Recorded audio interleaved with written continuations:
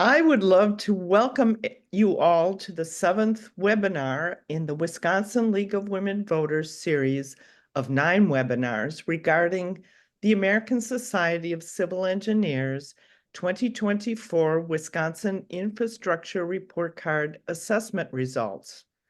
This afternoon, our webinar is focused on the topic of hazardous waste and solid waste. Both areas received a grade of B, which is improved from the B- Wisconsin received 3 years ago from the ASCE. Please remain muted throughout our program. Any questions you may have should be placed into the chat either when you think of them or at the end of our program. Now you will hear from Carol Diggelman, who was the primary organizer of all 9 webinars in this series. Carol has a Ph.D. in Civil and Environmental Engineering and taught at the Milwaukee School of Engineering for 32 years. Her dissertation was on the topic of managing food waste, which means she was way ahead of the curve in terms of her concern about these topics. She will tell us more about hazardous waste and solid waste, and then we will introduce our additional speakers. Carol, you're up. Thank you, Susan, for that introduction. I can add one more thing to that, which is that I also wrote the chapters on solid and hazardous waste, which I was asked, why did I do that? I was afraid that they may not have been written. So the critical importance of managing wastes, both hazardous and solid, was the impetus to do that. So without further ado, let's start. First, I'm Carl Sutter, and am giving you the background on the categories that we evaluated: capacity, condition, funding and future need, operation and maintenance, public safety. What was the infrastructure's existing and near future condition? What is the current level of funding compared to the estimated need? Future need, what is the cost to improve infrastructure? And will future prospects address the need for funding? O&M, operations and maintenance, the ability to operate and maintain the infrastructure properly. Is it in compliance? Public safety. To what extent is the public safety jeopardized by the condition, and what could be the consequences of failure? Resilience. What is the capability to prevent or protect against multi-hazard threats and incidents? How able to recover quickly? Innovation. What new and innovative techniques, materials, technologies, and delivery methods are being implemented? The grades we were asked to grade our categories. A, exceptional and fit for the future. Good, adequate for now. Mediocre, requires attention. Poor, at risk. F, failing, unfit for purpose. Hazardous waste grades. To give context here, the U.S. Country as a whole was graded in 2021, and they're currently grading, doing the 2025 report card. 2021 US got a D+ between poor and mediocre. Wisconsin 2020 got a B- between good and mediocre. And 2024, the grade improved to B, good, adequate for now.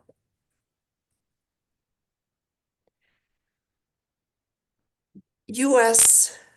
RCRA hazardous waste management is Subtitle C of RCRA waste management. Subtitle D is non-hazardous. There are definitions that designate a waste as hazardous.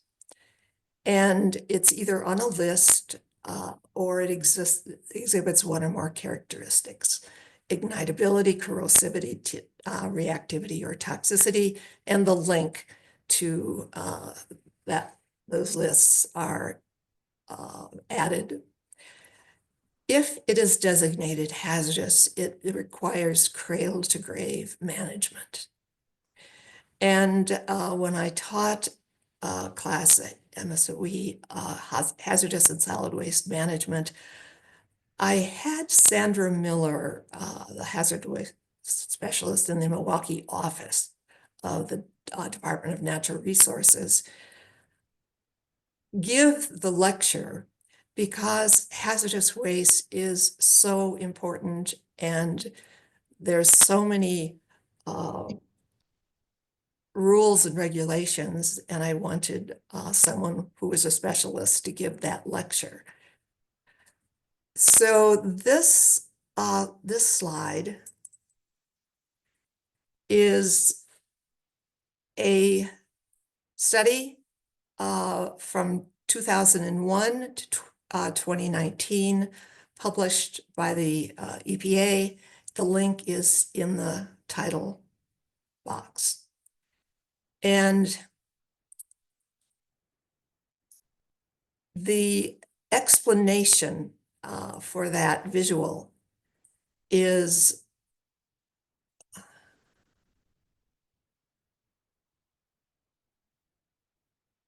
most of the wastes are liquid and disposed of in deep well or underground injection. And smaller amounts are disposed of on land, with smaller proportions sent for material recovery, metal, solvents, energy treatment, or it's stored for future disposal. And I think this is important as well. Between 2001 and 2009, the U.S. economy grew by 43.5% as measured by real GDP, and the population grew by 15.2%. Total RCRA hazardous waste generation was 4.11% higher in 2019 than 2001. And hazardous waste generation per capita decreased by 3.3%, while RCRA hazardous waste generation per dollar of GDP decreased by 22.4%. So this looks like the total waste, and that's that top line, is pretty flat. And if you look at the bars, they're not individually measured here, but we can see that the height of each bar seems to have decreased. So waste treated, energy recovery, material recovery, and stored, bulked or transferred. So looking at hazardous waste for Wisconsin, when we look at capacity and condition, both were rated adequate, which is a B. And this is based on a study done in 2019, National Capacity Report, adequate capacity nationwide through the year 2044. And it's important to point out that hazardous waste that requires storage, for them, there's no licensed hazardous waste facility in Wisconsin that needs to be shipped out of state to a licensed facility. The condition, also we rated adequate. Small changes are needed, and looking at spills, hazardous waste spills, and there's a slide, is was managed by DNR and financed by property owners and managed by DNR, which if needed can allocate funds and provide financial assistance.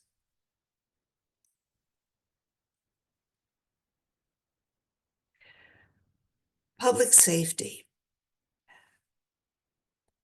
The Department of Natural Resources is responsible for managing hazardous waste in Wisconsin. We can go to their website for information, program assistance for managing leaks, spills, and cleanups.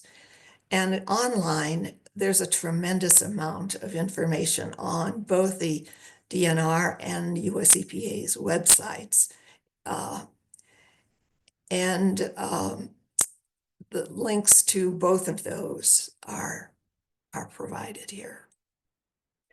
The cleanup programs are also administered by the Department of Natural Resources, this time by the Remediation and Redevelopment Program.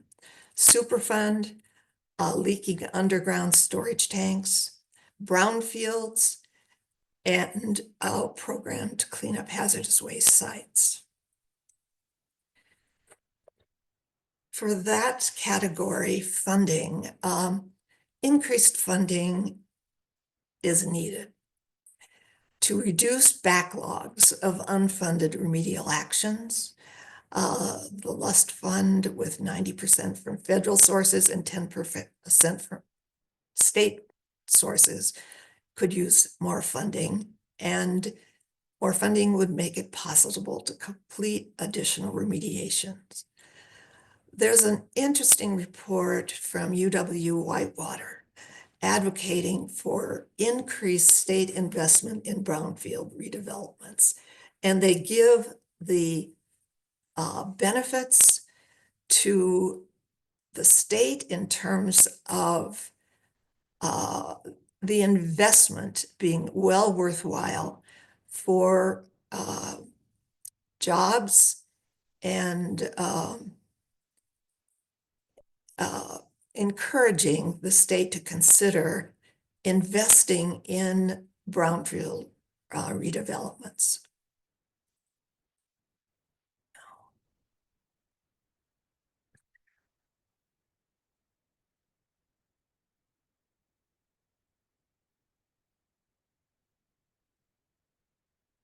The other program that is important is the Green Tier program. And Laurel Sukup is one of our invited speakers today, who will speak directly to that program. But I wanted to address the importance of that program when we're looking at some of the categories we evaluated. It's a voluntary program. The DNR, a DNR employee is matched with the company as a single point of contact for information and assistance. And their goal is to get people involved in that program to go beyond compliance, to share best practices and solve environmental problems. Participants must have an equivalent environmental management system to ISO 13001. And online are reports with information about the companies in Wisconsin participating. And here's a map. So when we evaluated resilience and innovation, we gave the Green Tier an important part of those two grades. So encouraging Green Tier, which is the first in the country with this kind of a program. It's innovative. It should be encouraged to grow. And I'd like to encourage you during Q&A to ask Susan, our moderator today, about her involvement in Green Tier. Future needs. When I was reading reports, it seemed like staffing may have dropped, and that's one of the future needs, is to evaluate staffing needs,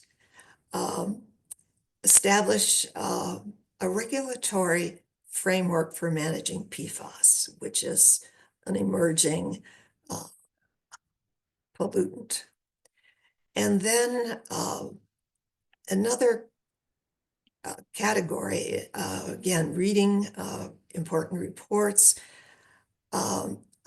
I read the U.S. Geological Survey's list of critical minerals, 50 critical minerals needed for emerging green technologies, all kinds of uses, catalysts, computers, phones, to name only a few. And you can find that list in Appendix 2 of my chapter. So to raise the grades, we're encouraging state funding to reduce the backlog of unfunded remedial actions, evaluating and addressing staff shortages and training gaps throughout DNR, establish protective and scientifically sound regulatory framework for PFAS, grow and support Green Tier, and evaluate the chemical composition of waste streams for 50 critical minerals given in the appendix. And I think that is especially important for hazardous waste, because if we are removing them from waste streams, it may be much simpler to purify them to the level needed for reuse. So that is what I have for hazardous waste. Thank you so much, Carol. Much appreciated. Now we would like to hear from Laurel Sukup, who is a program director with the Green Tier program of the Wisconsin Department of Natural Resources. And I'm very familiar with Green Tier because I've attended meetings since 2019. And I will tell you that Green Tier is a statewide program of the Wisconsin Department of Natural Resources. And it was originally instituted in 1997 for businesses and industries to move beyond an environmental regulatory compliance model of operation to a model of continuous environmental improvement. It has enjoyed bipartisan support ever since it began. Now, the Green Tier legacy communities include municipalities, counties, and one regional planning commission. This happened in 2010 to include local governments who were interested in building a sustainable, resilient community. Today, the legacy includes 33 municipalities, 6 counties, and the one planning commission. The members meet quarterly and benefit from resource sharing, peer-to-peer learning, receiving prompt notification of grant opportunities, and access to sustainable strategies webinars. Each community adopts its own strategic plan with a strategic goal in the form of a resolution, such as becoming carbon neutral by 2050. And then the community establishes its own baseline data with measures relating to their resolution. They need to form a strategic plan and set goals to step by step reach their main goal and satisfy the resolution. So without further ado, Laurel, you are up. Thank you. Thank you very much. I am going to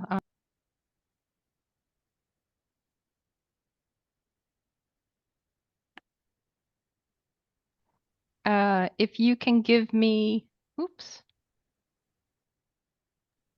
Can you give me a thumbs up if you can hear me and see my screen? All good to go. All right, excellent. Well, good afternoon, everyone, and thank you, Susan, for those kind words. You definitely do have a great grasp of all of the things that are going on with legacy communities. Carol, thank you so much. It's really a privilege to share this space with you. I really admire all of your work, and you're an inspiration to so many of us. I want to also thank everyone for tuning in and sharing your lunch hour with us. And introductions have already been made. I work for the Wisconsin Department of Natural Resources, and I'm here to talk to you about the department's Sustainability and Business Support Program. Now, we're a little bit different than a lot of programs within DNR. Many times people think of DNR as a regulatory agency, and that is a critical and key role that we do play. But we also have the Sustainability and Business Support Program, which really focuses in on non-regulatory approaches. We want to support businesses and local governments to pursue their sustainability goals. And that really allows them, when they put their back into that effort, that really allows them to be more efficient, to attract and retain really talented employees, as well as reduce their environmental and fiscal risks. So today I'm going to share a little bit about how voluntary, non-regulatory approaches can support performance in our businesses and local governments, particularly with things like hazardous and solid and hazardous waste. So here we go. Let's see. And my screen is not advancing. There we go, I think. So I want to, before I jump into talking about green tier, I want to give you a little bit of a sense of some of the things that the Sustainability and Business Support Program offers. We offer 3 programs: the Small Business Environmental Assistance Program, or SBEAP, EnviroCheck, and then we'll talk about Green Tier. SBEAP is managed by a small crew of civil servants who work with businesses and entrepreneurs who are starting up or expanding their business to help them understand the environmental regulations that apply to them. We have a hotline, a robust website, and we also offer direct personal assistance. EnviroCheck is another program that we offer, and that is for businesses who want to proactively do a checkup or an EnviroCheck. The host has asked me to start my video. I didn't know I was off a video. I will work on that as I continue through the presentation. So the EnviroCheck program is really an opportunity to kind of do a checkup on a business's compliance. Maybe a long-term environmental health and safety employee has left the business, or there has been some environmental rule changes, or maybe there's even a plan to sell the business. Participating in EnviroCheck can really offer that business or even a prospective buyer confidence that they're working with a really sound business that has their compliance under control.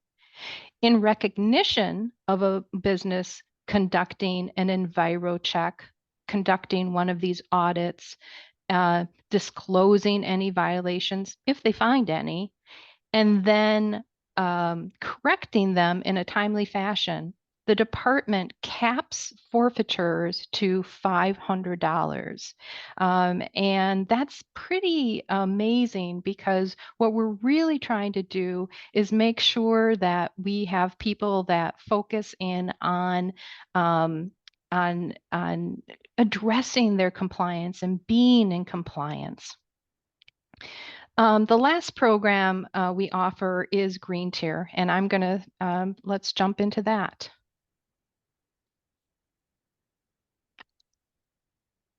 Okay, one more time here. Not advancing.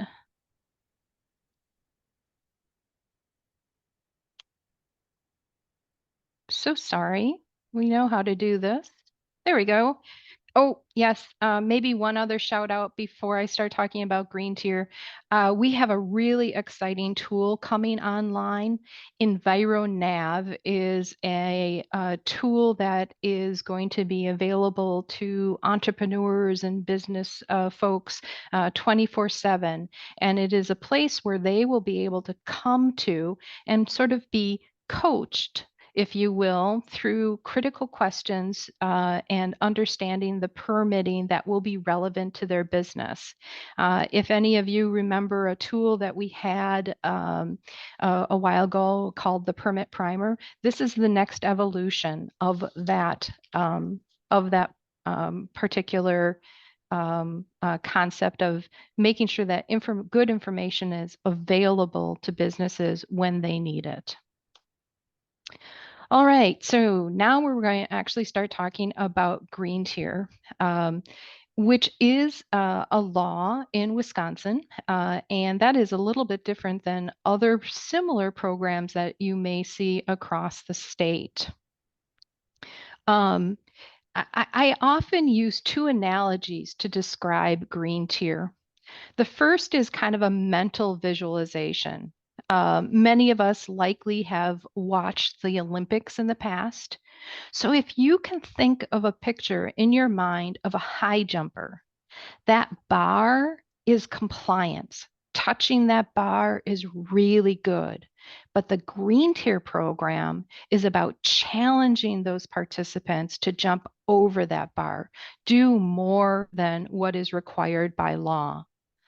Another way to think about Green Tier is how we encourage or make opportunities for our students. Being a C or B student is really good. You're showing that you're learning, that you are becoming competent in a topic. But what Green Tier wants to do is challenge those more advanced students with extra credit.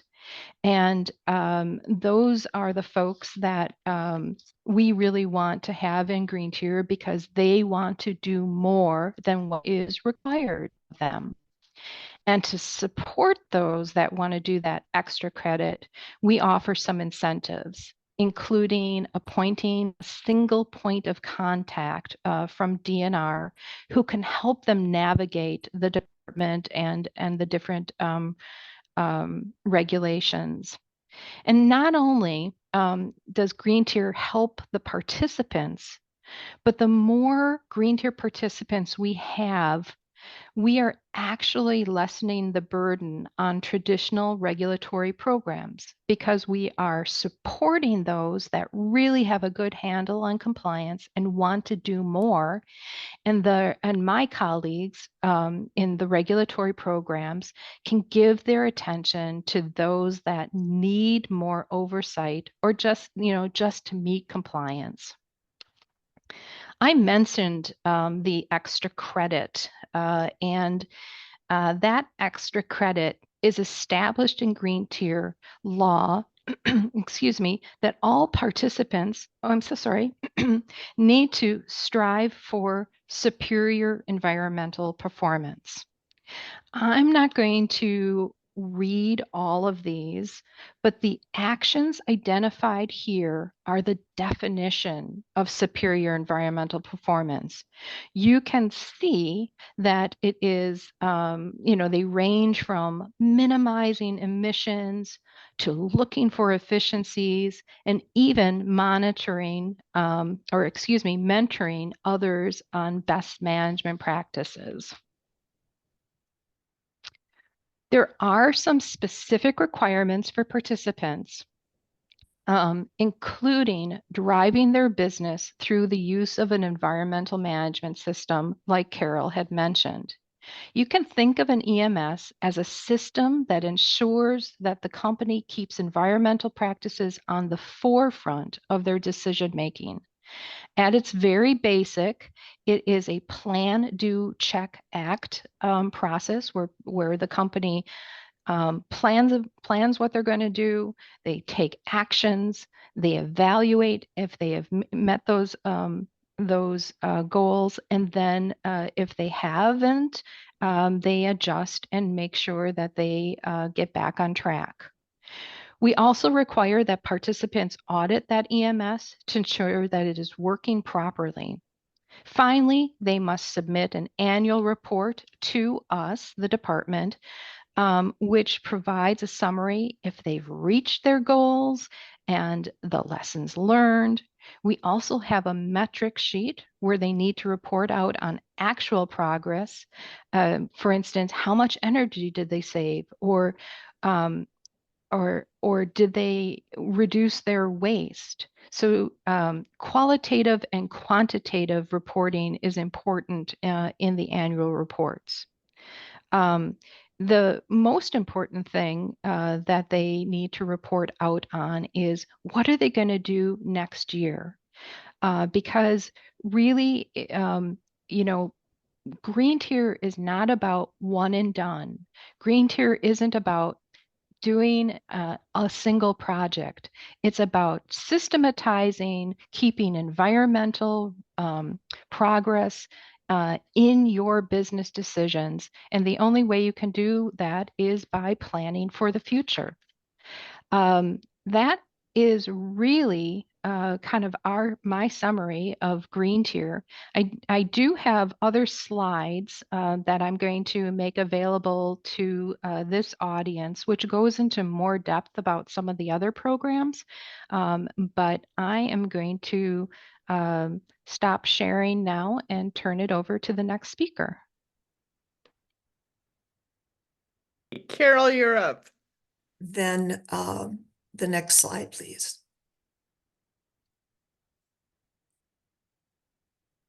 Okay. Except I am not able to read that.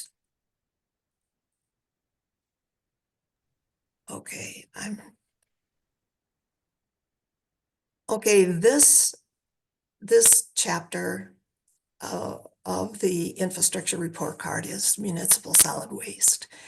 And in Wisconsin, households, businesses, and institutions generate 4.6 million tons of municipal solid waste and recyclables every year. About 40% of that, and I can ask Jennifer when in her presentation, most of the municipal solid waste is landfilled. And when I did a rough calculation, Wisconsin's doing pretty well with recycling, and I think removes about 40% of that by weight for recycling. When we looked at landfill capacity, because of landfill expansions, there's sufficient capacity at landfills.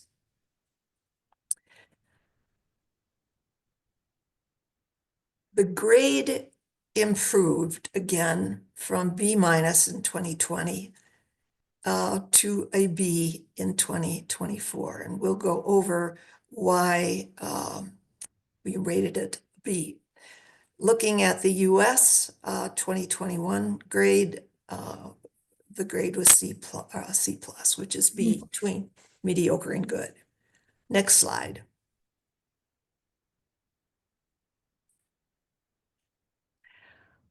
Here, the top category is now organics, food waste, and I'm assuming yard waste items.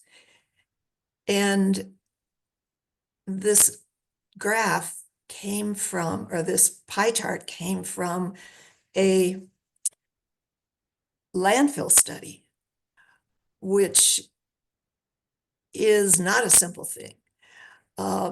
I was involved in the program to set up the recycling program in Milwaukee at the time when the city of Milwaukee switched from designing a waste to energy facility, getting a new mayor, John Norquist, and his wife was in a very short order able to change the conversation in Milwaukee from waste to energy to recycling. So I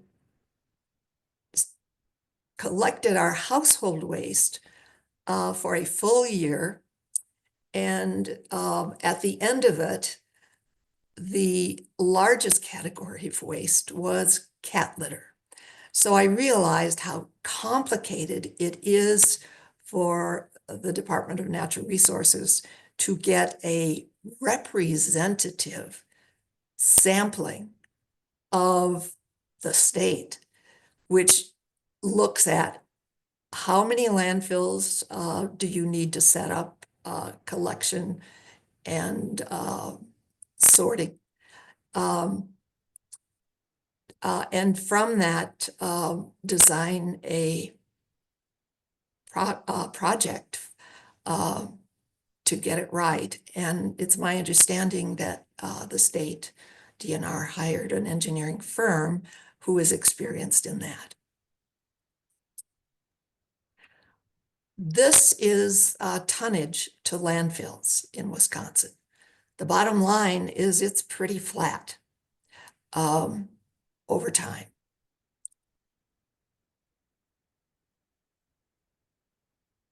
Capacity and condition. We rated it adequate.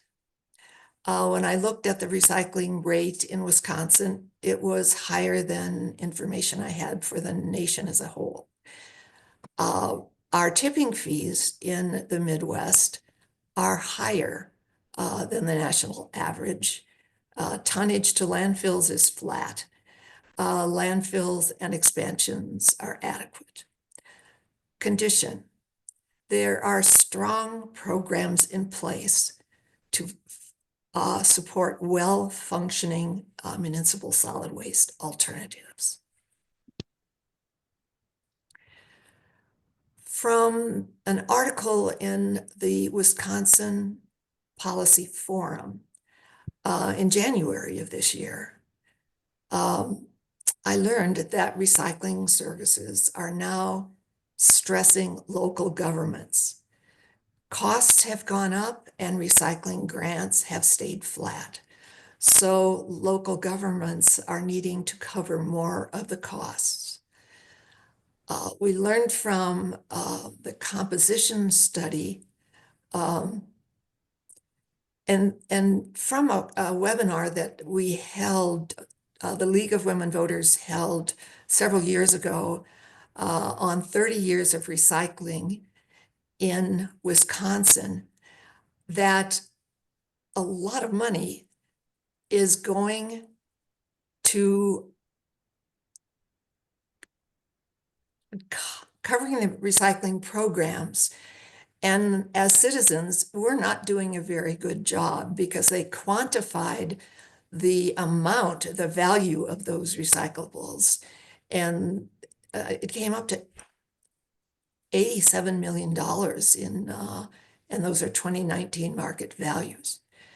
So the income that is now going into landfills of the recyclable materials is needed for covering the costs of recycling, including education. So I think as citizens, we need to step up our game.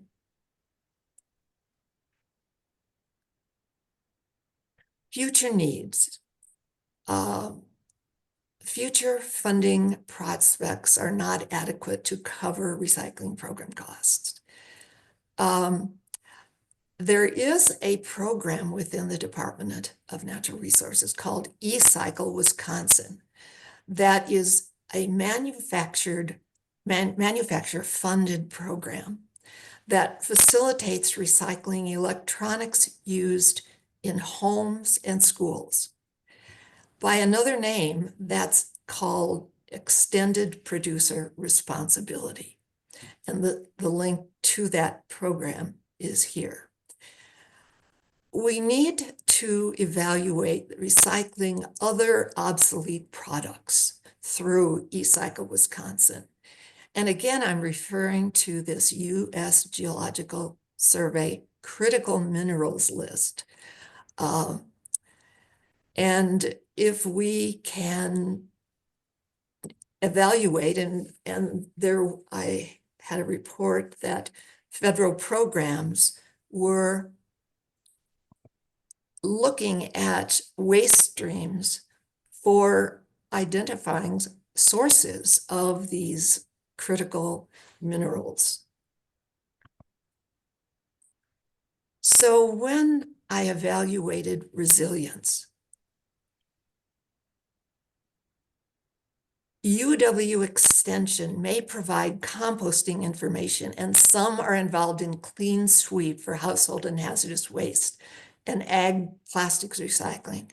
But there was a program called the Solid and Hazardous Education Center, SHWEC, that needs to be refunded because it had focused outreach on recycling and solid waste education. Very good programs, and they've been gone for a number of years. When I looked at the complex web of public sector and private sector waste-related businesses who seem to be working together on educating people in the state about waste services. You can find the Wisconsin Integrated Resource Management Conference, WIRMC acronym, coming up in February of this year. And the program for that conference is looks very good. And all of these pieces contribute to resilience. Innovation. A couple of things we highlighted were landfill cells. In expanding a landfill, the operational life is short, somewhere between 2 and 15 years. So when they expand a landfill, they are able to incorporate new designs with each expansion. The DNR recently received a US EPA grant, Environmental Protection Agency grant, to reduce food waste, which is now, as we saw, the largest category of landfilled waste and an opportunity for innovation. And the one that I also added here, expand the eCycle program to capture critical minerals which are listed in Appendix 2 of my chapter. Recommendations to raise the grade, continue doing these statewide composition studies on a regular schedule. And they go way back.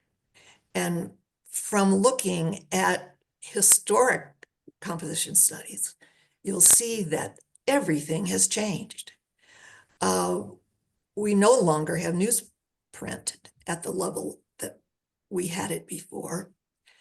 We have an increase in cardboard because of all of the mail things that we order by mail.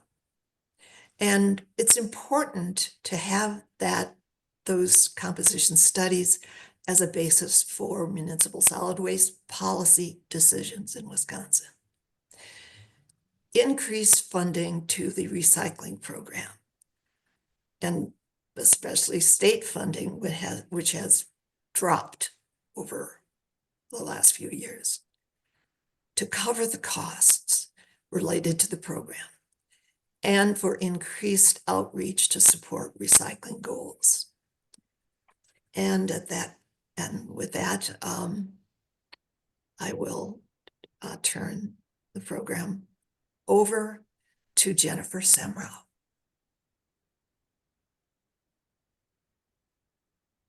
Go ahead, Jennifer. All right, thank you very much. I'll go ahead and bring up my slides. And please introduce yourself. What do you do? Of course, will do. All right. So yes, my name is Jennifer Semrau, and I am the Waste Reduction and Diversion Coordinator for the Wisconsin DNR. I think the very first slide identified myself as a program director. I am not a program director, but have been with the Waste Materials Management Program since 2016. Prior to that, I worked for local government recycling for Winnebago County Solid Waste for about 17 years. So with my brief time with you this afternoon, I just wanted to discuss a little bit about why I think we have a successful waste diversion system here in Wisconsin, and a few key areas that we're looking at the DNR for areas of focus to, again, keep materials out of landfills. It has been mentioned that we have a recycling law here in the state, and it is a 35-year history of recycling in the state of Wisconsin. So back in 1990 is when our comprehensive recycling law was passed, and that's in statute as Chapter 287. And what I think makes Wisconsin recycling successful is the robustness of that law. So it includes a number of different landfill and incineration bans. So on the right-hand side of this slide is a screenshot of one of our more popular publications, which delineates all of the different items that are banned from landfill here in Wisconsin.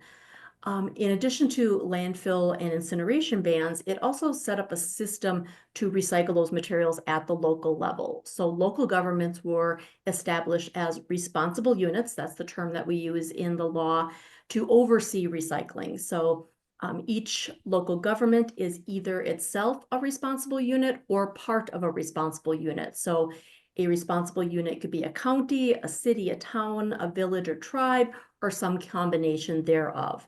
And so it's these responsible units that are responsible for setting up the local recycling program that you would have. So if you have a local drop-off program or a curbside program, that's being set up by your RU.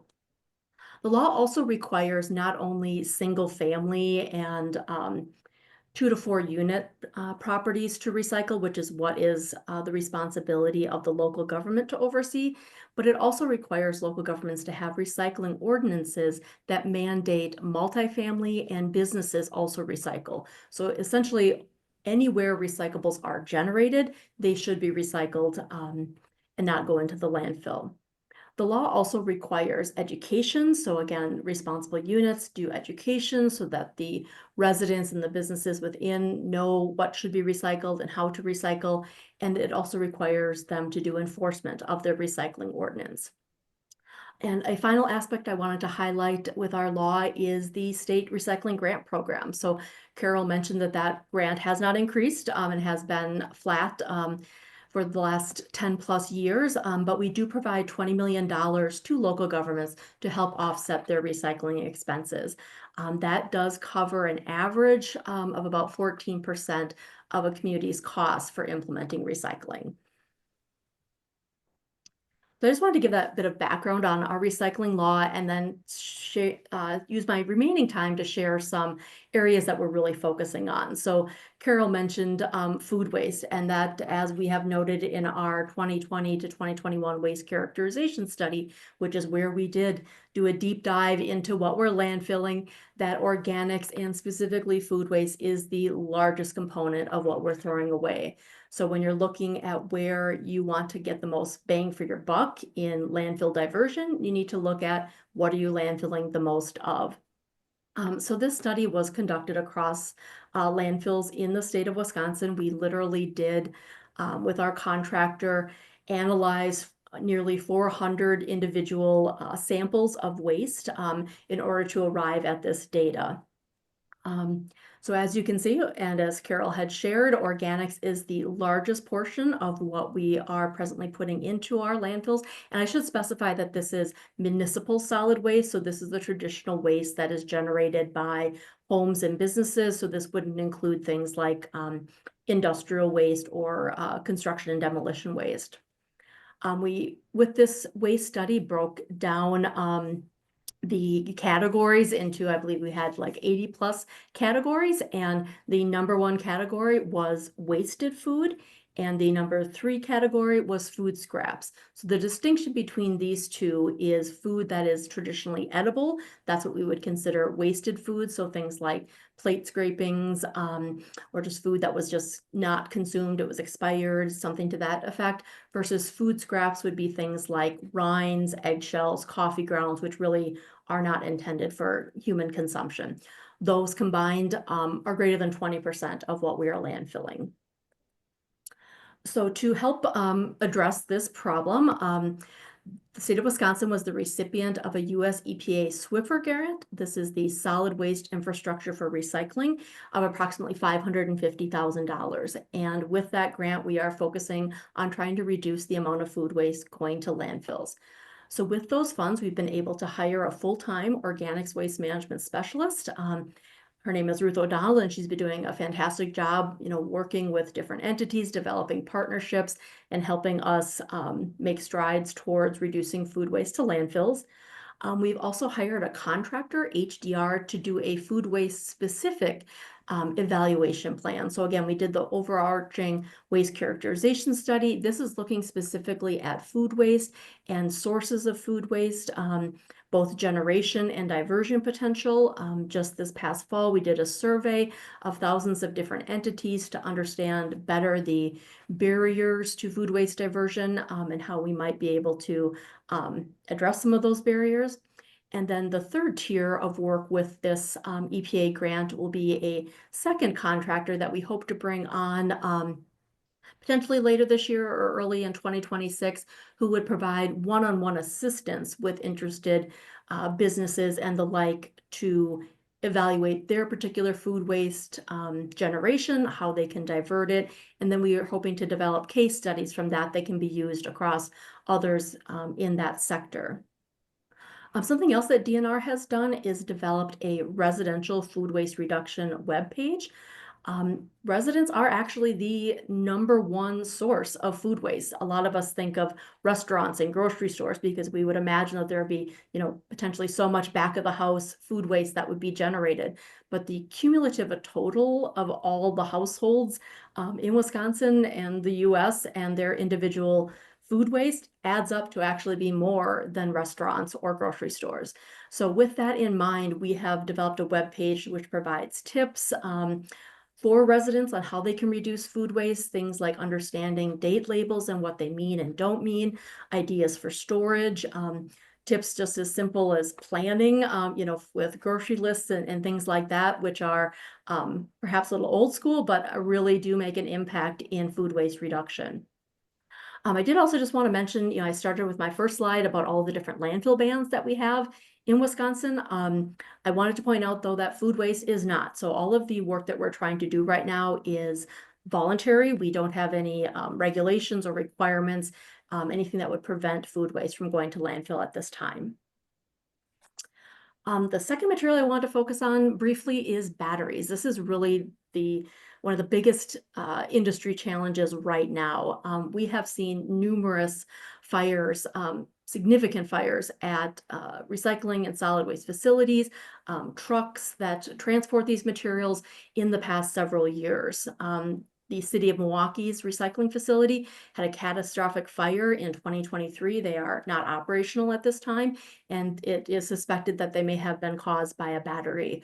There have been other facilities too that have had these type of catastrophic fires. And when we've talked with our stakeholders, anecdotally, a fire in a waste facility is a weekly occurrence. It is happening very, very frequently. They are not this large, on a weekly basis, obviously, but small fires caused by improper disposal of batteries is an issue. So we did apply for a Department of Energy grant and received notification of award of $1.6 million to improve battery collection and education. We are aware of what's all happening, of course, at the federal level and federal funds. So we are not quite sure if this project will come to fruition, but we are hopeful that we will be able to utilize these funds over a 4-year period to help with this issue.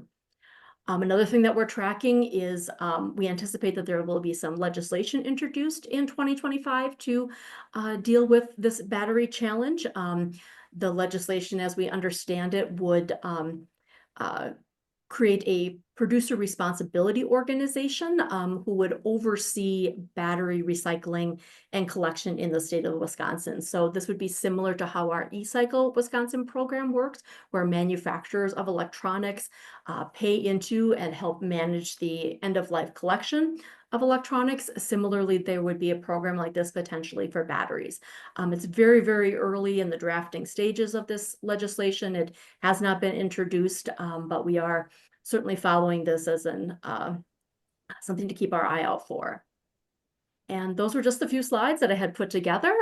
So I will go ahead and stop sharing my screen, but here is my contact information. And again, thank you so much for having me.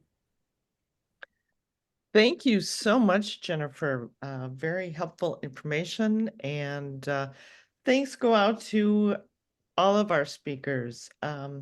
I think we have a very robust chat going here. I've question and answering. I've noticed many, many questions in the chat. So I think we should just go ahead and start. Go ahead, Anastasia. Okay, I am going to pin all of our speakers here so we can see them as they're answering questions. A lot of these questions, I'm going to just leave it to whoever wants to jump in. I know we have a lot of overlap in sort of knowledge areas.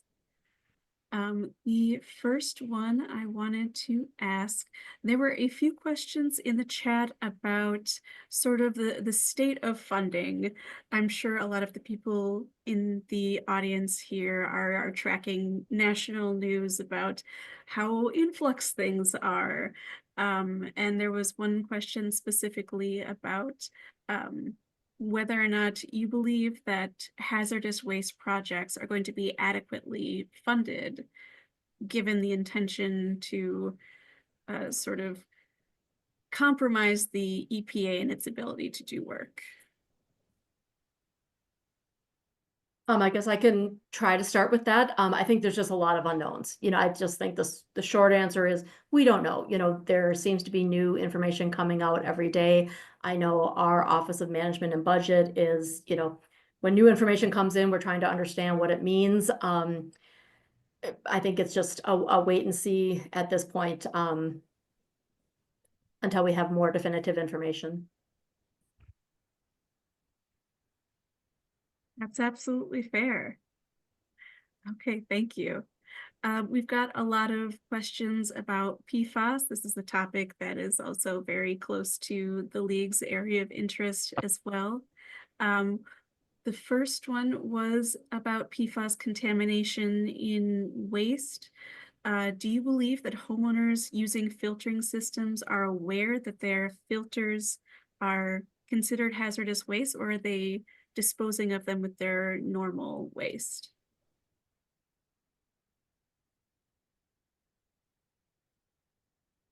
I suppose I can try to take this one as well, just from a DNR standpoint, because we do have certainly experts on PFAS, and I wouldn't call myself one of them at all, but I would believe that those would be going into regular garbage. There are very few regulations at this point on PFAS. I mean, that is a developing area, but it is okay for PFAS to go into regular landfills at this point, and is not restricted. We know that some landfills are taking steps to choose not to accept that material. And again, that is potentially changing as EPA classifies PFAS compounds potentially as hazardous waste.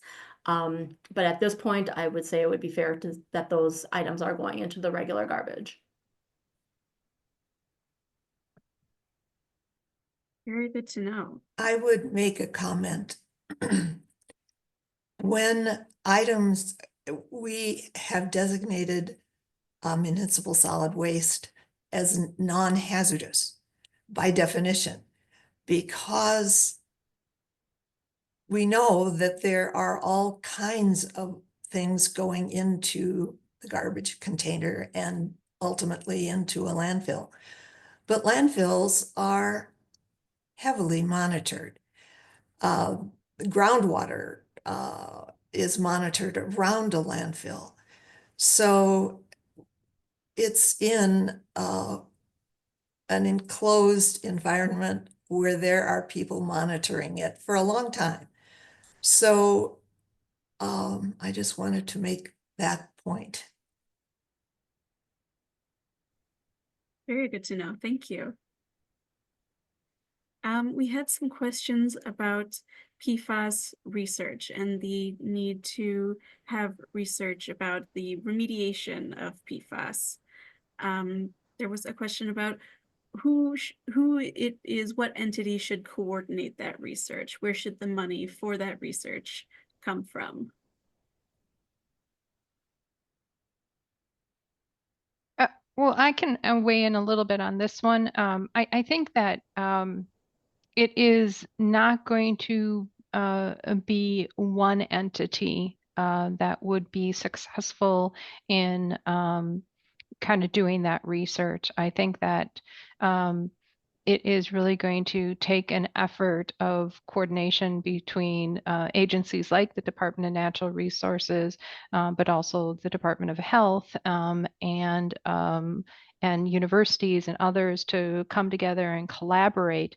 I actually think that business plays an important role in this also, in sharing and being transparent with their supply chain, and also recognizing that they themselves need to dig a little deeper to understand their supply chain, because there are times they are getting materials in that they don't even have a sense of what exactly is in it. So I would kind of sum it up as there needs to be a lot of collaboration between many different groups.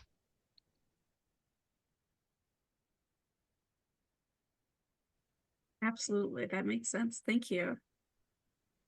Just wanted to see if either of the others wanted to jump in on that as well. Okay. Carol, we had a couple of questions about some of the details of your hazardous waste presentation. One was, where does Wisconsin ship its hazardous waste if we don't store it, the hazardous waste for storage if we don't store it in the state? Can you answer that, Laurel?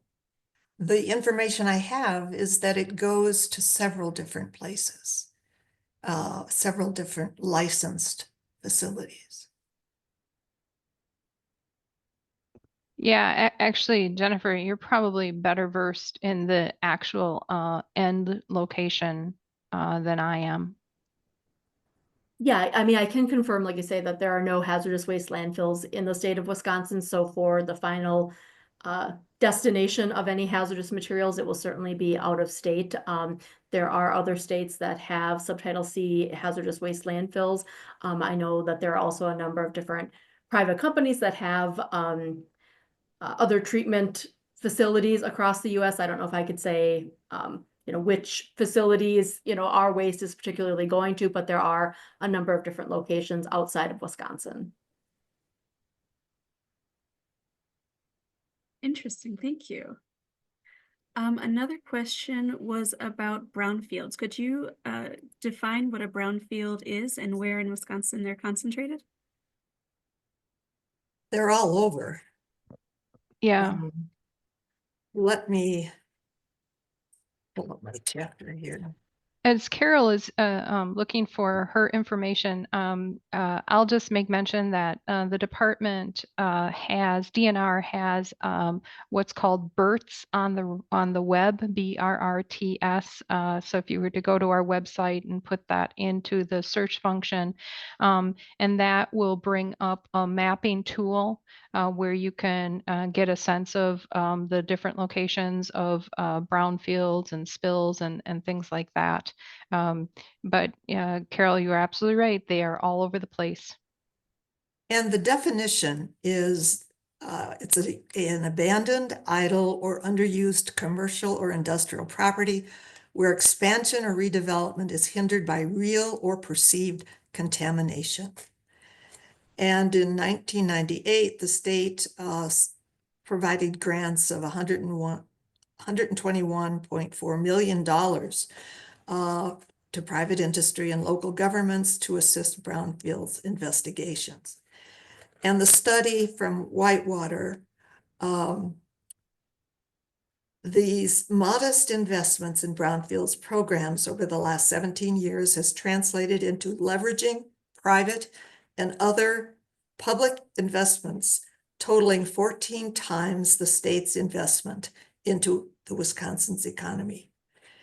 And it indirectly or directly resulted in retention of 54,000, almost 500 permanent jobs, and provided the citizens of Wisconsin many economic, community, and environmental benefits. Oh, wow. Okay. Thank you, guys. Switching more over to the solid waste side for a bit, there were a few questions about what Carol mentioned about the tonnage of landfills in Wisconsin. What does it mean that the tonnage is flat and not increasing? Just that. Waste is changing both in what we buy and throw away and in what we recycle. So the programs that pull materials out of your garbage container and divert them into the recycling program or the waste electronics program, all of that is waste not going into the solid waste system. Yeah, I suppose just to add to that, I know Carol had a slide, that demonstrated sort of the lack of a dramatic increase in solid waste, over the past, I forget the exact time frame of your slide, but about a 10-year period. Even for more recent data, I just quick looked at our website, and in 2021, the municipal solid waste total was approximately 4.5 million. In 2022, it was approximately 4.4 million. And in 2023, again, approximately 4.5 million. So when you look at those three figures, that's a flat, we would concur that's not a growth in waste going to landfills for those 3 years at least. That feels like really good news, which is nice to hear. Related to that, we did have a few questions about the diverting of e-waste and recyclables, and it seemed like more a bit of like the details of how that works, how they are diverted. Are there entities, recovering materials from like electronics? Who makes the decisions? How is that funded privately, publicly? If you guys could speak a little to that.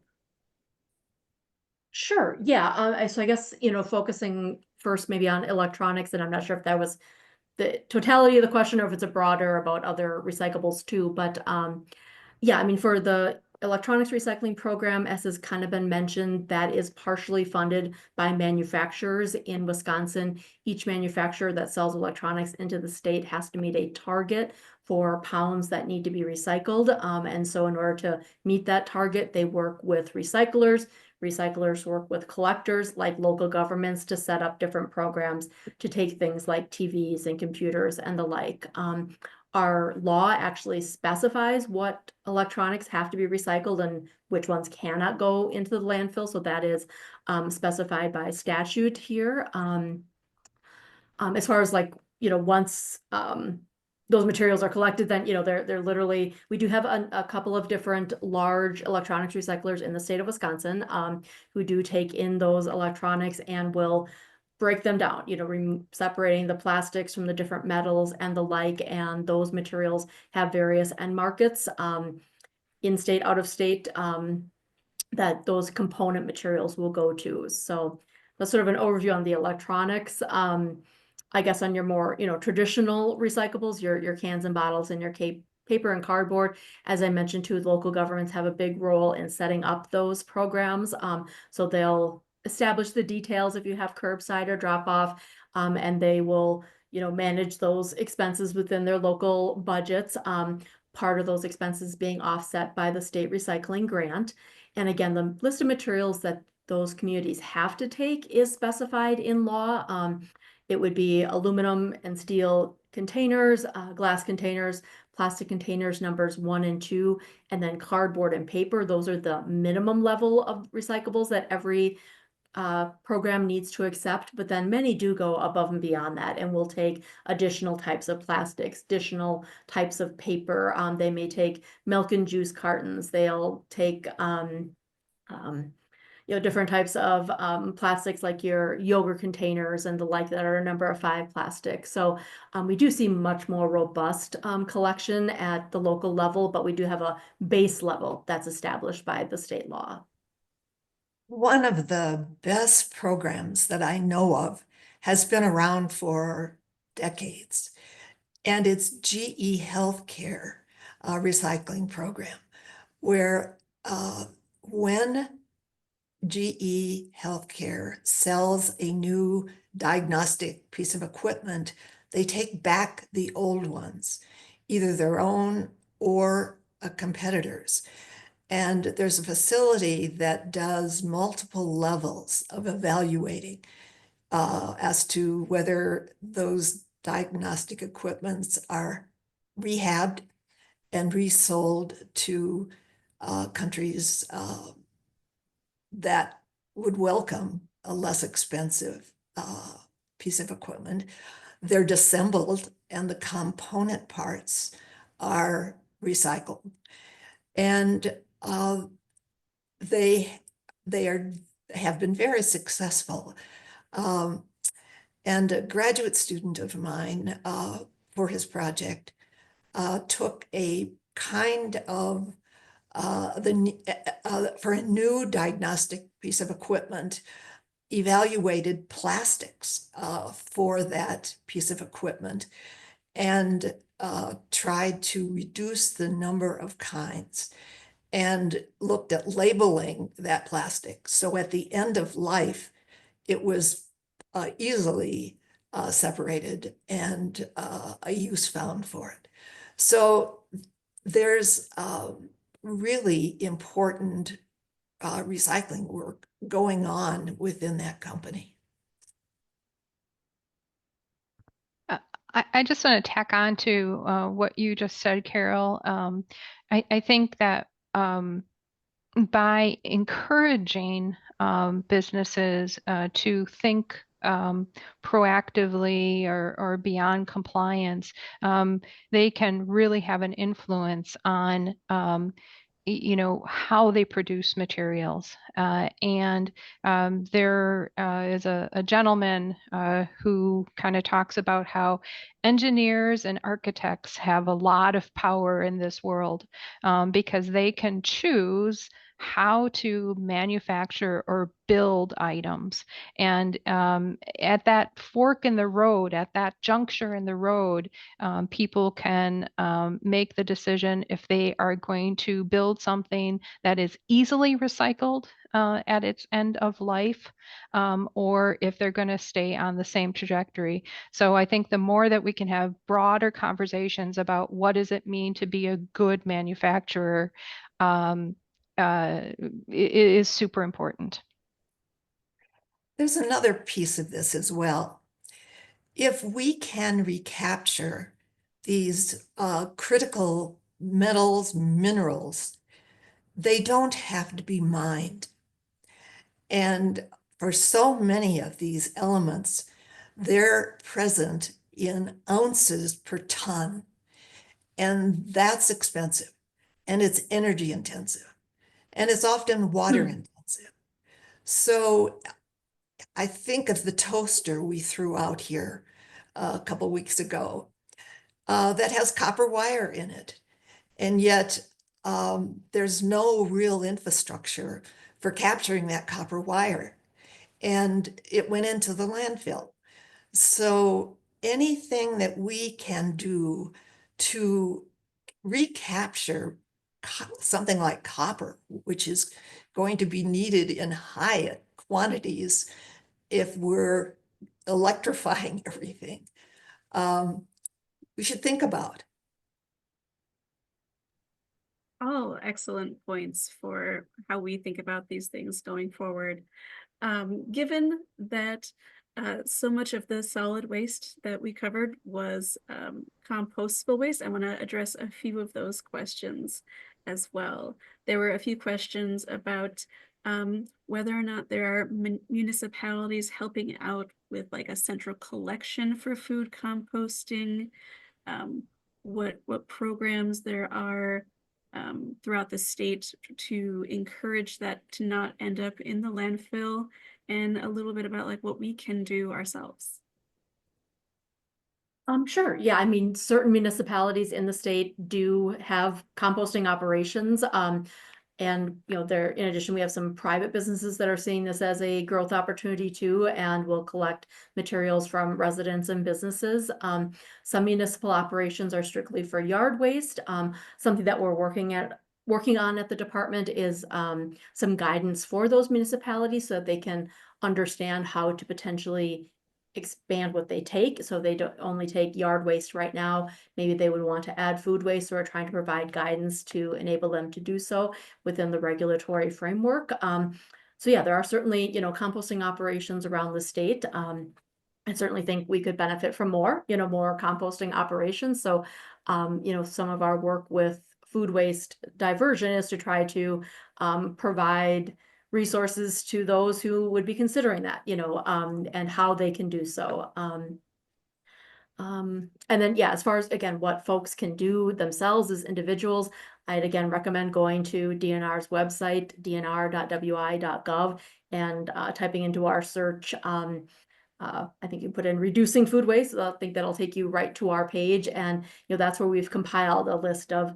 tips and tricks on how each of us as individuals can really make an impact on our food waste. As a way of example, people don't necessarily understand all the different things that you can freeze, to extend their life. And using your freezer is like pressing the pause button on food going, to waste or to being expired or past its prime. So, things like cheese, or, if you have a recipe you need a little bit of tomato paste for, but you're not going to use it all, things that we wouldn't traditionally think of putting in our freezer, we can use that resource more extensively than we do now. So I guess those are just a couple of comments I'll make there.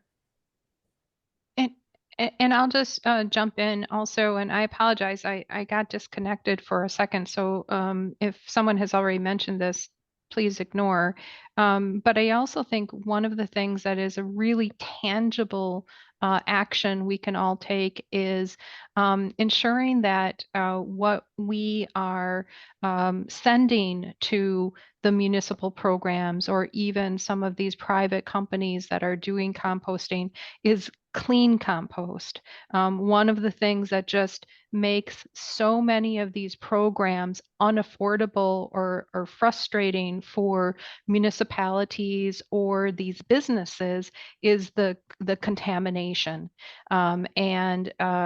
So just the simple act of being a little bit more careful of truly only putting compostable items into the receptacle that is going to be picked up makes all the difference. Great point, Yvette. Absolutely. Thank you, guys. We are almost out of time. We have so many wonderful questions in the chat. Thank you to the audience for always being engaged and asking great, intelligent questions. But I do just want to get from our three speakers one last pitch for what you would like us in the audience to go do, what you want us to advocate for to improve our hazardous and solid waste infrastructure going forward. And we'll start with Carol and then go around. Get to know your elected officials and let them know what is important, because these two categories of infrastructure are so important. When we don't take care of wastes, they come around behind and bite us. So we need funding support adequate to keep these categories fully functioning and well-maintained. And thank you to everyone for contributing to today's program. And especially to Anastasia, to Susan, and our invited speakers. Such a good job. Thank you. Laurel, let's take you next. So what I would say is sometimes we look at our efforts and they seem really small, sort of like we were just talking about this idea of clean compost. And it doesn't feel particularly grandiose or particularly exciting, but some of those little actions are really what can have profound effects on the end use of materials. So that's what I would say. I guess also look for companies that are, identifying that they are putting forward materials or products that maybe look a little different than what we're used to, but the reason they are doing that is because they know that they're part of the solution, and the end of use is going to be something that can be turned into, compost or recycled fully or what have you. I'll just give you one really cool example that I think about. The car company Volvo. They no longer, I'm going to say this and maybe there's exceptions, but to the best of my knowledge, they no longer offer leather seats. They're offering wool. And it's something that's very unusual to consumers, but they are doing it fundamentally to decrease their waste that they're putting into the world. So thanks. Very interesting. Thank you. Jennifer, to round us off. You bet. And so it's ironic that Laura had brought up contamination, because my final remark was going to be about recycling right. So it's important to understand what you can recycle in your local municipality. Unfortunately, recycling guidelines are not the same, so what you may be able to recycle in Madison may be different than Green Bay, then will be different, in the Northwoods. So understanding what your local program accepts, you can maximize what you can recycle, but avoiding wish cycling, which is when we put something in the bin that we hope is recyclable or wish it could be, but it's not. And then it's just taking a longer path to the landfill. And that's not doing anyone any favors. It's just using more resources where, you know, if it really needs to go in the landfill, let's put it there first and not send it to the recycling facility to deal with. So just get to know your local recycling rules and follow those, and your recycling program will thank you. Absolutely. Thank you. Thank you all. I will let Susan sign us off. Thank you very much. I want to, first of all, thank Carl Sutter of the American Society of Civil Engineers, Wisconsin section, for all of his work, not only with doing the actual infrastructure report card evaluation, but also for all of his work in partnership with the Wisconsin League of Women Voters. Above and beyond, he went above and beyond the call of duty, as always, and also Carol. Carol Diggelman, you are a hero for organizing not only this webinar, but the entire webinar series. And of course, our wonderful speakers, Laurel and Jennifer, both of the Wisconsin DNR. This has been an exceptional, informative webinar, and we really appreciate it. Thanks go out to all of our audience, because your questions helped make this a very robust discussion. So thank you all very much, and don't forget, there are 2 more webinars coming up. So check the League's website so that you can find out the dates of those upcoming webinars. Thank you so much, and see you later.